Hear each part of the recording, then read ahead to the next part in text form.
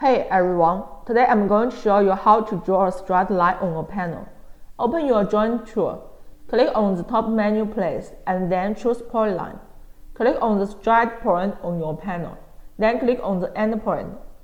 You will got a line. If you hold down the Shift key while drawing, it will keep your line perfectly horizontal or vertical. It's that simple. Using Polyline with the Shift key makes it super easy to draw precise lines. Alright, that's it for today's demo. If you found this helpful, don't forget to like and follow. See you next time.